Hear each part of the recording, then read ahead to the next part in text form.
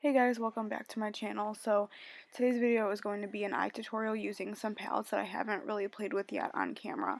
So I'm using the Anastasia Beverly Hills Riviera palette, and I'm using the shade Coastline, and it's a little bit of like a peachy orange shade. I'm using that as a transition color in my crease, and I'm really taking my time to build up this color.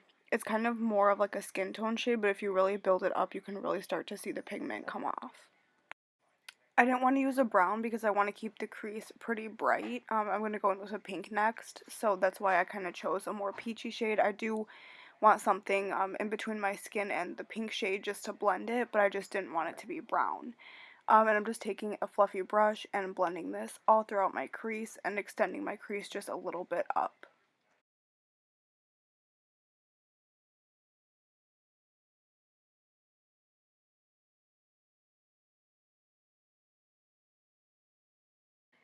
Next, I'm taking the shade Bahamas, and this is from the same palette by Anastasia Beverly Hills, and I'm just going to put that in my crease as well, but I'm not using a fluffy brush. I'm going to use more of a dense brush and place it exactly where I want it in my crease.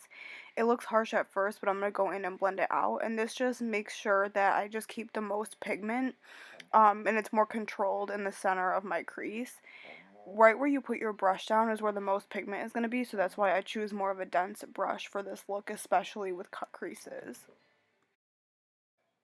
I also forgot to mention before that I primed my eyelids with the P. Louise base, and I really think that that helps with keeping the colors really bright. And also, my dog is snoring right next to the computer, and I don't have the heart to move her, so if you hear something snoring, it's just my dog.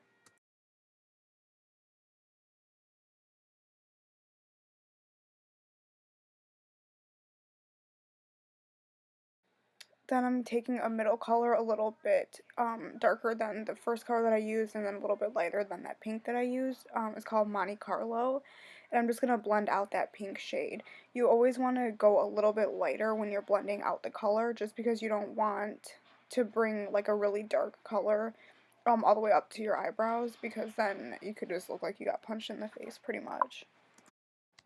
And you also don't want to bring like a neon color all the way up to your eyebrows either, unless you're going for that kind of look, but I personally think that might look a little scary. I just kind of want to keep it more on the natural side. And then to deepen up the inner and outer corner a little bit, I'm just going to take this brown shade, I forgot what it's called, but I'm just taking a very tiny fluffy brush, and I'm just going to put that on the outer corner and then also the inner corner.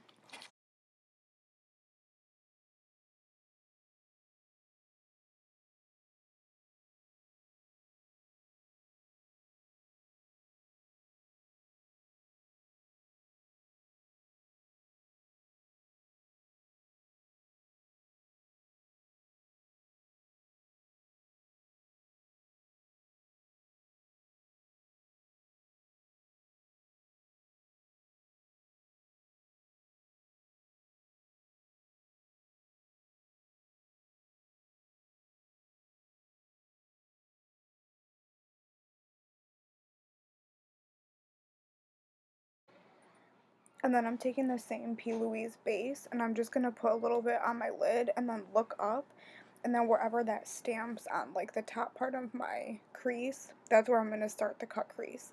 And I'm actually doing a full cut crease instead of a half cut crease, which is what I usually do. I'm pretty sure this is the first time ever doing a full cut crease on my channel. So I'm just taking that P. Louise base, and I'm just going to draw a cut crease all across my lid, and I'm really taking my time with this. This is the most time consuming part of the entire look, but it makes a huge difference, especially when you go in with that second step that I'm going to do in a minute. The key to this is really making sure that you have the top of the lid rounded. If you do it too straight, it looks kind of weird, so you just kind of want to do a half moon shape and make sure that the very middle of the crease is the most rounded part. Okay, I'll stop talking for a second so you can see. It's easier watching than it is to explain it.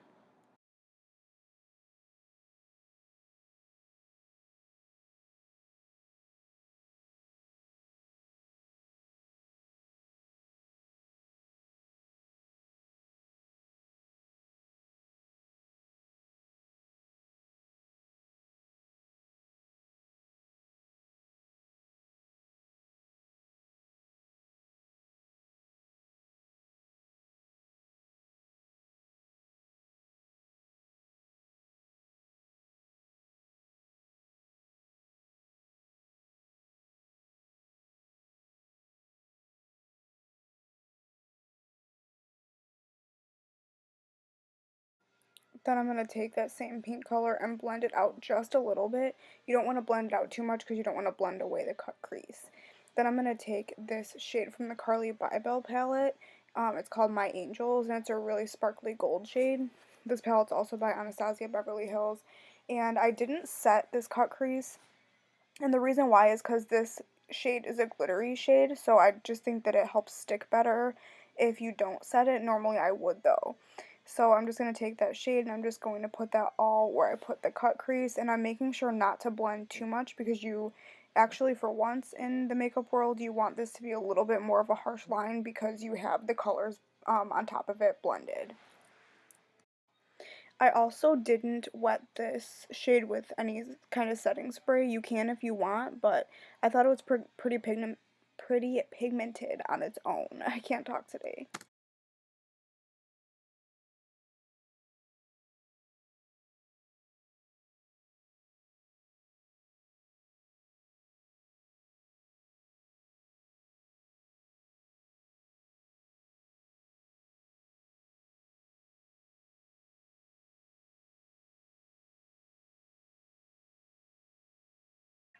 Then I'm going to take this pink shade called Aura, and I'm going to put that right in the center of the cut crease. I love this shade on top of gold shadows. I just think it's so pretty. I love the two colors mixed. And it also just kind of creates a little bit of dimension.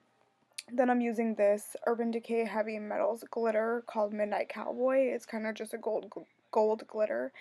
And I'm going to bring that right across the inner corner of the cut crease. And then I'm also later going to put that in the inner corner of my eye. Then moving on to the lower lash line, I already did the whole rest of my face, but I'm just taking a little bit of what's left over on that brush that I used the pink eyeshadow with, and I'm just going to drag that on the lower lash line. Then I'm taking these two shades in the Carli Bybel palette, and I'm going to drag that on my lower lash line as well, smoking it out. And then I'm going to take a flat definer brush and really define my lower lash line with that more like burgundy red shade. I didn't want to do brown, and I didn't want to just do a bright pink still, so I just kind of chose that burgundy red shade as well.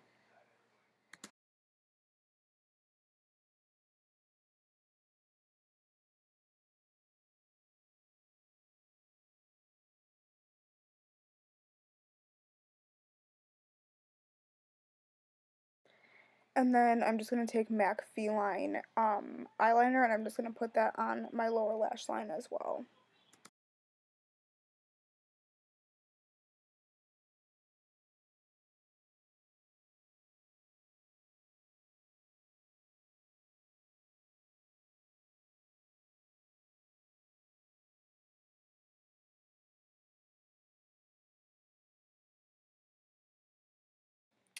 And then since I already did my face except my highlight, I just wanted to, on camera, showcase some of the Jaclyn Hill collection, holiday collection products.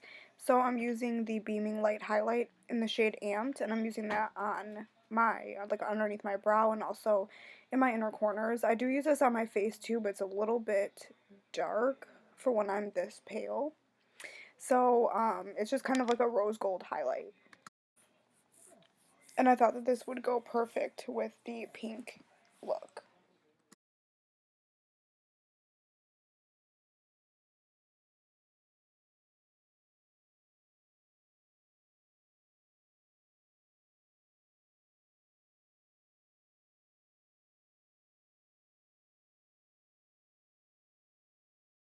And then I'm going to take the Jaclyn Hill highlighting palette, and I'm going to take a mix of all four of the shades, and I'm just going to put that on the high points of my cheekbones and also my cupid's bow and my nose.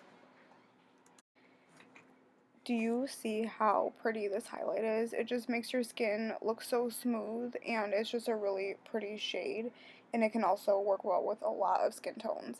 And then what I do is I take the little like precise highlighting brush that came with the Beaming Light highlights, and I take that and I take the lightest highlight Gleam. Oh my god, look at how pretty that is.